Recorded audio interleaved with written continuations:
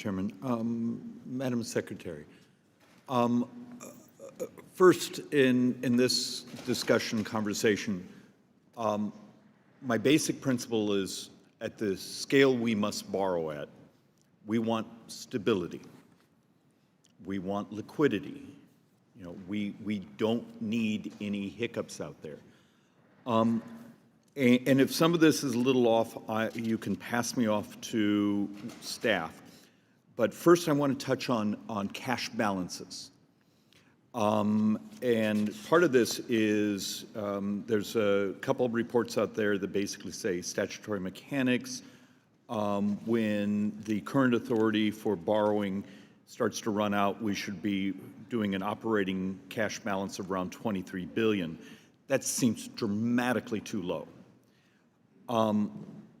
In previous years, you would run, the Treasury would, like in 2023, $600 billion cash balance. That's right. Today, you're running over $900 billion. This is actually more of a mechanical, technical question. Do you need us, as the Ways and Means Committee, to update any statutory authorities or mechanics of what type of operating balance do you need to maximize stability?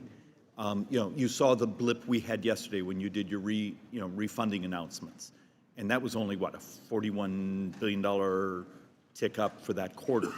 What do we do to maximize interest rate efficiency?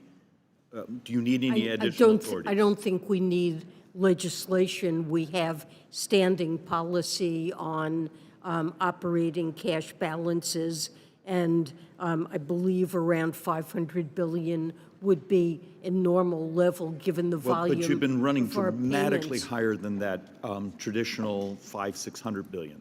Well, I think in the previous quarter you were running in the mid 800s. Now you're running over 900. I think it depends on what our flow of expenses are, can vary over time, and of course it has ups and downs as tax collections are bunched around April 15th.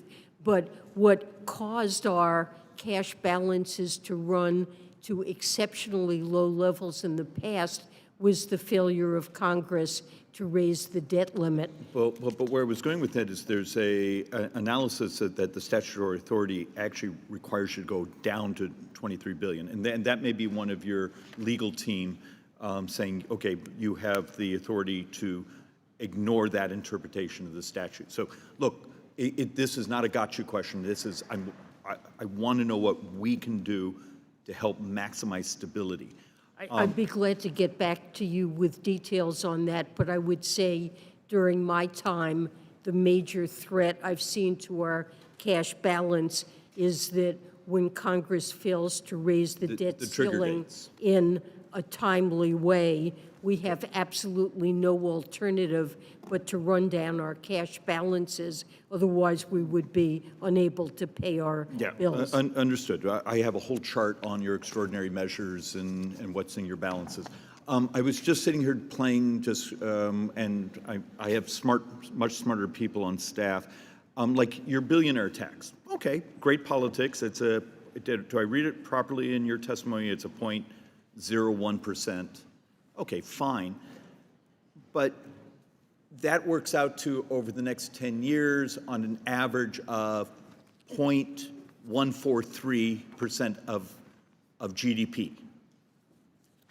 This year, our burn rate is close to 9.6% of GDP. My fear is the politics of theatrics and the actual math. We do a crappy job telling each other the truth and telling the public the truth of the fiscal, because you gave some brilliant speeches when you were Federal Reserve Chairwoman on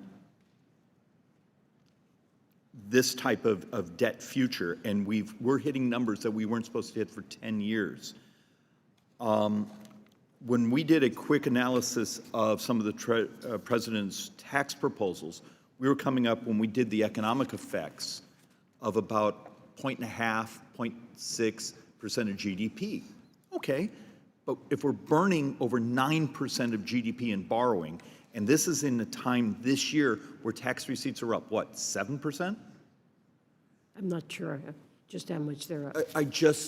My fear is as a committee, and we're not telling each other the truth of the scale of the borrowing stress. We're basically, United States and China, we're consuming much of the world's available capital.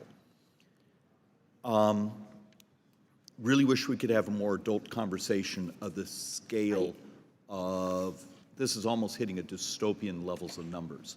And with that, Mr. Chairman, I yield back.